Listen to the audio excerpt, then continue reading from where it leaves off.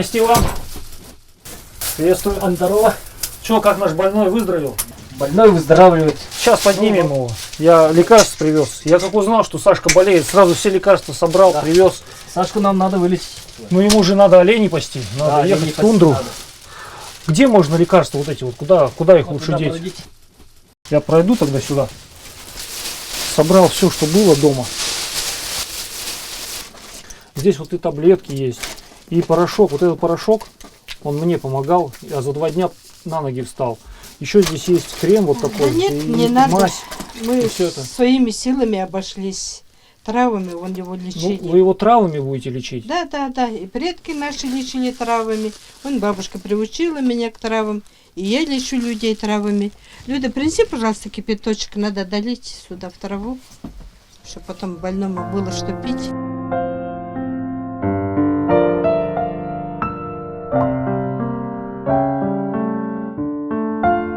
Травы, ягоды, соки растений, березовая кора. Все то, что встречается в тундре и лесотундре почти на каждом шагу, коренные жители Севера давно научились использовать в лекарственных целях. Народная медицина для многих кочевников и сегодня остается одним из основных видов лечения. У нас можно сказать, что все растения, деревья, кустарники, плавуны, мхи и лишайники, травы целебные. Все они целебные. И вообще все растения Крайнего Севера, они имеют мощную энергию.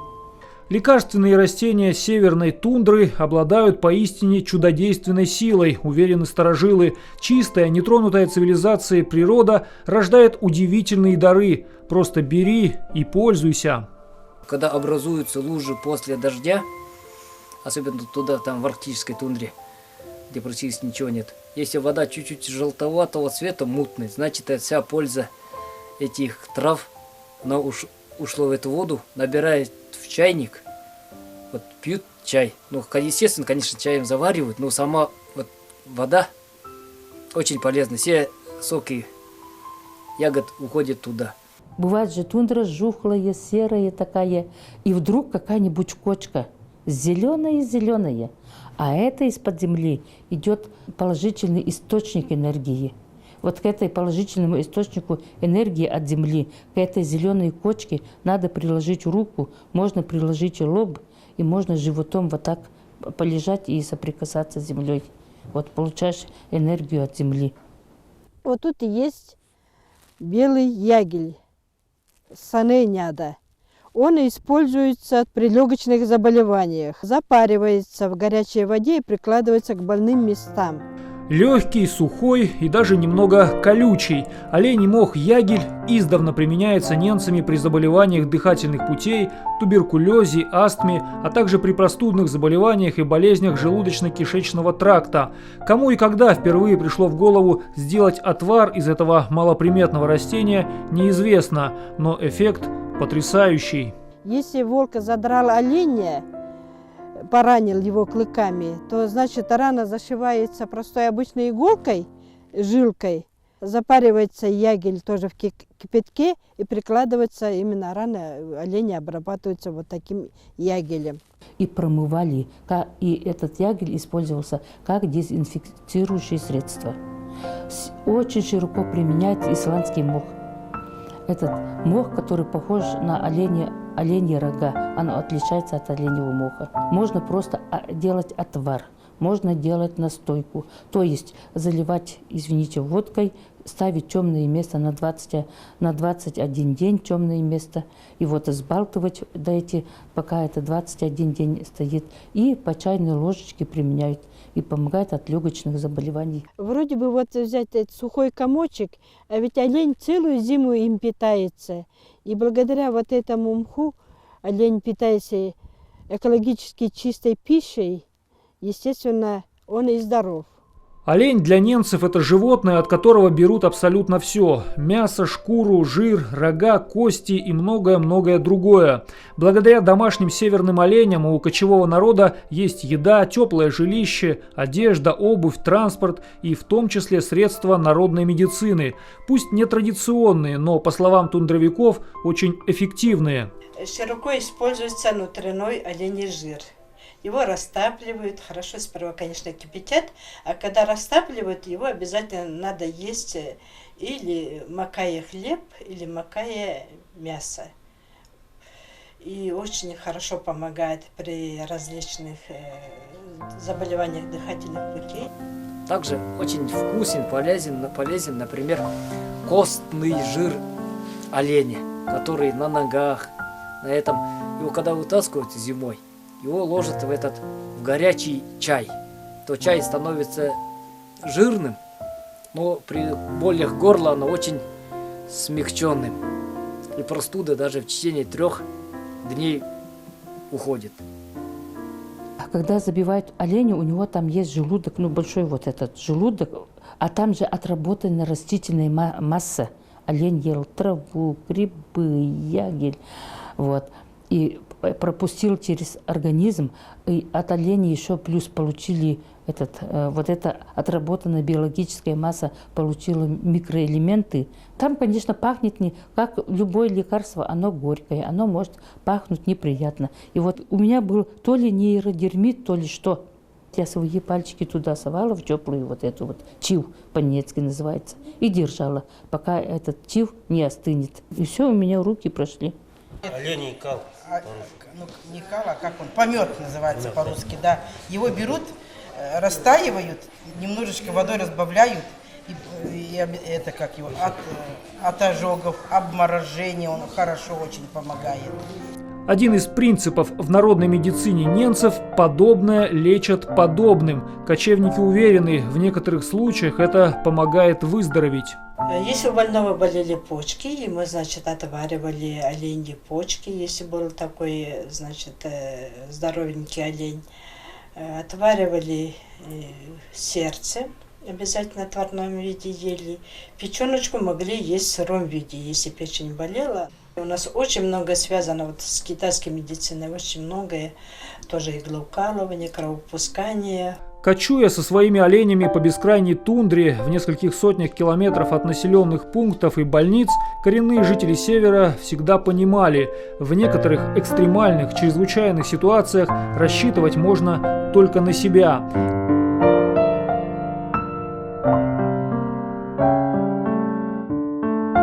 Как быстро остановить кровотечение? Какую помощь оказать пострадавшему при переломе конечности? Чем продезинфицировать рану? Ответы на эти вопросы должен знать каждый тундровик. В основном использовали, я помню, зольные продукты вот золу как кровоостанавливающие. А еще моя свекровь говорила, что при больших ранах использовали заячью шкуру сырую, именно накладывали ее на открытую рану. И вот эта сырая шкурка, она вытягивала все вот эти продукты гниения, воспаления. Случайно щука укусила, как-то вот моего мужа щука укусила. Кровь не останавливается. Вот. Есть калужница, имеет круглый такой листочек. Берешь этот круглый листочек, вот так заворачиваешь и держишь. Кровь перестает течь. Переломы лечили медью. Там же не нужно человек в тундре ждать по месяца 2-3, когда выздоровеет. Либо нога, когда рука срастет переломанная. Потому что там его на работу никто практически не выполняет. Тогда брали медь, настругивали и добавляли прямо в отвар или в ягель. Можно было даже в муку перемолоть, когда делали тесто. Вот таким способом попадал в организм человека. Медную крошку очень-очень мелко крошили. Строгали такие ножи-то острые были в те времена. Строгали, мелко-мелко крошили и давали вместе с питьем или с едой, или человеку, или животному, которого лечили. Она, видимо, копится в тех местах, где перелом, скорее всего. Почему-то потому что всегда говорили, что на захоронениях, и если находили переломы именно там, где полоски меди. Вот находили там в гигантской тундре, вот, например, покойника давнешнего, который аж переломанная кость сшита медью. Это очень много фактов. Ученые-археологи, которые работают на Ямале в местах древних захоронений, действительно находят в погребениях немало меди, железа, олова и бронзы. Железа было очень много. Даже развеянные могилы, прям видно, где они были по этим же россыпям железа. Речь идет не только о простых предметах быта, посуде, монетах, наконечниках стрел, но и о диковинных украшениях. Вот видите, какая лошадка. То есть это, похоже, подставка под лучину. Вот. Причем найдена в такой ямке, в которой вообще не должно ничего быть. И вот в ней куча железа какого-то и вот 2 кости человеческих. И вот на дне лежала вот такая вот подвесочка. В качестве горчишников предки современных ненцев успешно использовали березовую кору. Ее срезали со ствола, отваривали и прикладывали к больным местам. Удлиненная кружечка же бывает. Туда добавляется вода, и туда бересту любого формата, размера. Все отваривают, потом переворачивают. Нижняя часть отварилась, и верхняя часть должна отвариться. Применяют как компресс.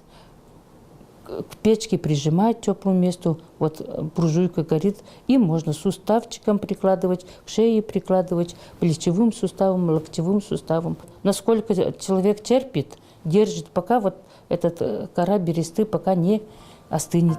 Обеззараживающими свойствами, по мнению ненцев, обладает березовый гриб чага. Отвар из него нередко используется для очищения организма от всякой скверны. Применяется чага и при проведении ненецких обрядов.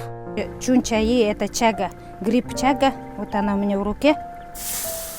Она как бы считается как святой водой, наша святая вода. Чага, она, конечно, очень полезна тем, что даже, говорят, излечивает рак на начальных стадиях, желудочно-кишечные заболевания, мочеполовую систему тоже надо лечить чагой. И в то же время чага используется при обряде очищения. Ее, значит, делается отвар небольшой и разбрызгивается жилище. Применяется и в гигиенических процедурах, и при отеках глаз, особенно когда весной вот и начинается яркое солнце, и многие чуть ли не слепнут от постоянного нахождения на улице. Очень хорошо помогает чаговый отвар. Каждое утро промывать глаза и вечером тоже. Например, пришли с кладбища, вот кто живет в лесотундре или у кого есть тяга, те, значит, используют воду из тяги, брызгают нарты, там, современные, если что, снегоход. Раньше оленью упряжку всех людей снизу окуривают дымком, как бы снимать скверну или там энергию того мира, где они были, с кем они соприкасались. Отдельное место в народной медицине ненцев занимает багульник. Из-за того, что в момент цветения это вечно зеленое растение источает сильный дурманящий запах, его так и называют – трава-одурь или дурман-трава. У вдыхающих аромат багульника может заболеть и закружиться голова. Багульник используется для промывания ран, понижения давления и как отхаркивающее средство. Отвар в целях профилактики дает физическую силу. Почему у нас оленеводы, во-первых, не устают же, хотя там круглые годы работают. Отваривают багульник, вода ароматная, должно пахнуть багульником. А как раз в июне перед вылетом комаров, вот этот набухает же, бутончики у багульника в это время надо собирать. Потому что там происходит еще концентрация энергии растения. Потому что дальше растение будет использовать свою энергию на то, чтобы появился цветок.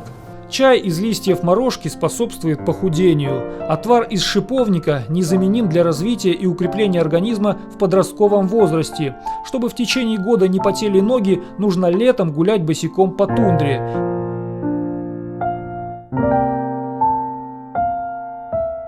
Все эти народные мудрости передаются ненцами из поколения в поколение, как и то, в какое время лучше заготавливать те или иные лекарственные растения. Например, сабельник.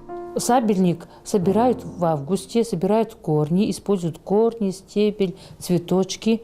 Вот. Пучками собирают и сушат в сухую погоду, не солнечную, когда ветер, когда прямых солнечных лучей нет.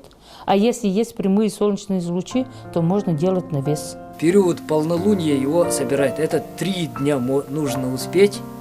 Либо вечерком собирать, либо ранним утром. У них корни длинные, сами корни споласкивают и высушивают мелкой трубочкой, нарезается.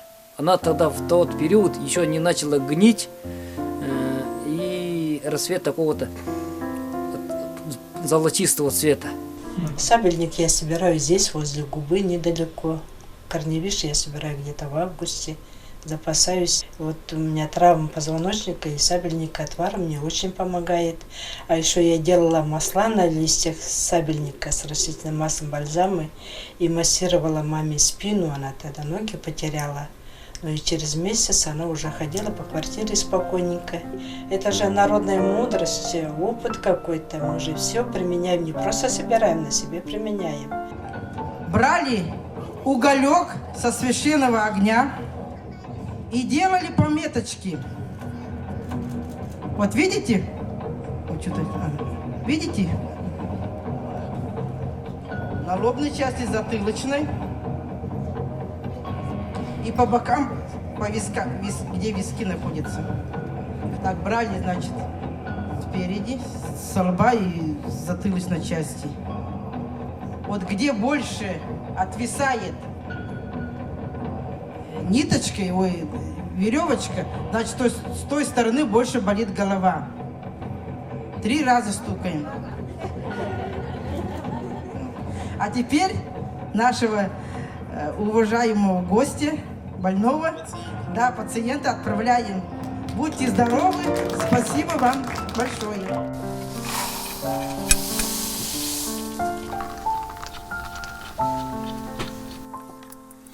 Эх, что-то я себя плохо чувствую. Народным средствам не очень доверяю. Буду лечиться Тихо. порошком.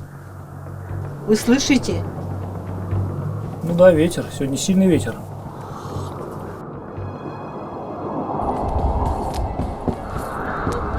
И это не только ветер. Шаманы всегда были главными врачевателями для ненцев. К ним обращались только при самых тяжелых и необъяснимых болезнях. По воспоминаниям старожилов, народные целители творили чудеса. Вот мы возьмем болезнь оспу. Вот тогда шаманы обращались к дьяволу оспе. После этого, если хороший шаман, там жертвоприношение забьют все, и болезнь отступала. Ну, якобы дьявол отводит свои эти.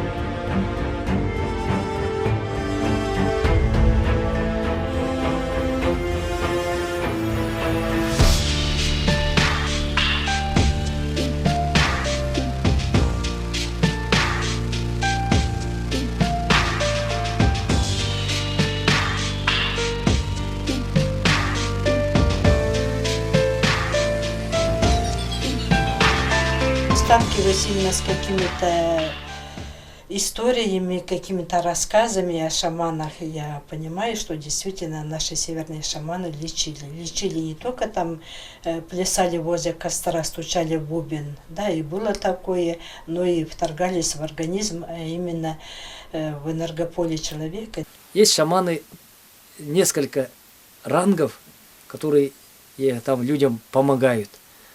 Ну, шамана в основном, что его задача-то?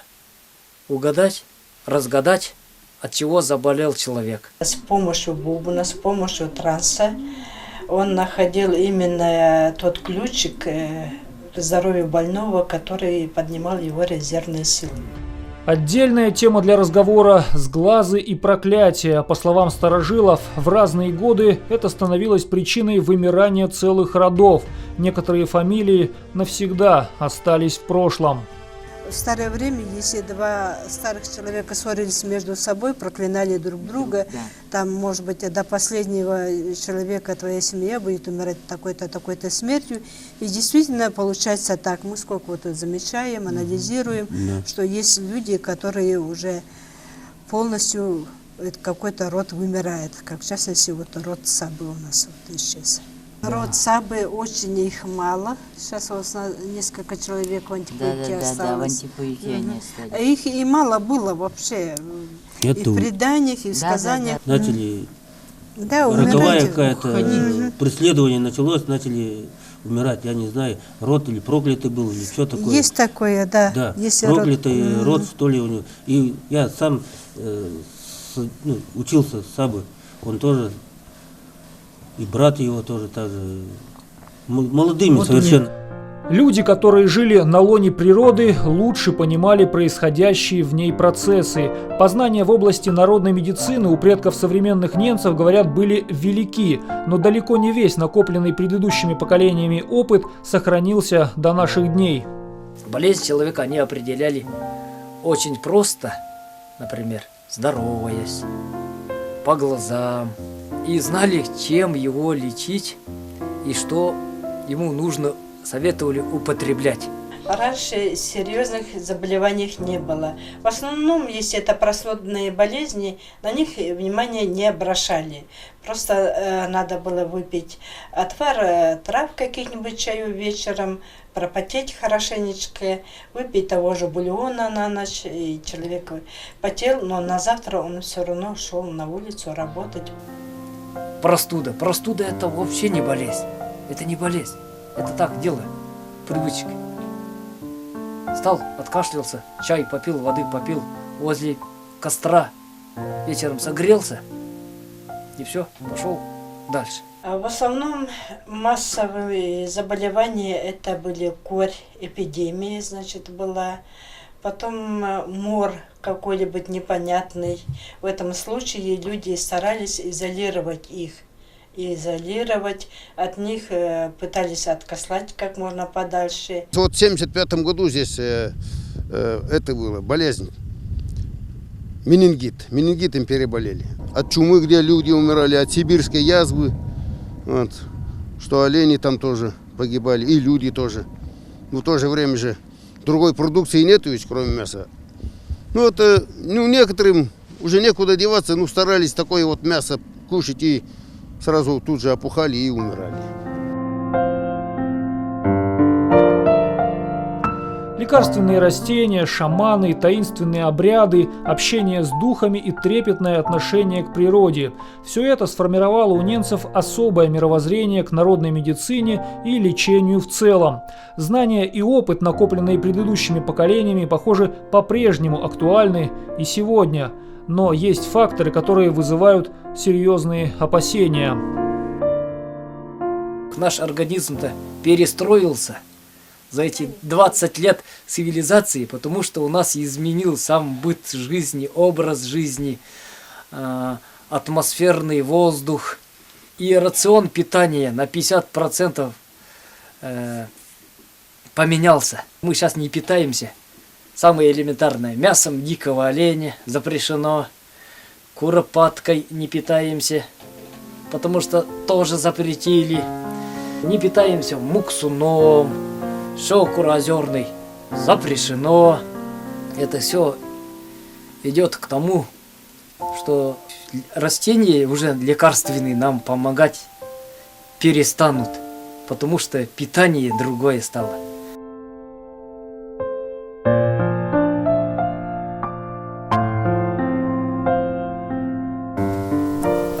Саша, как себя чувствуешь теперь? Теперь-то хорошо. Мы тебя 3 дня лечили.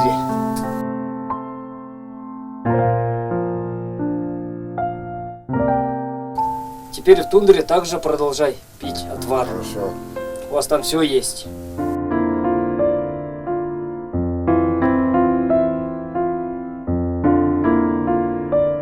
Снегоход твой починили, нормально? Починили? Да, починили.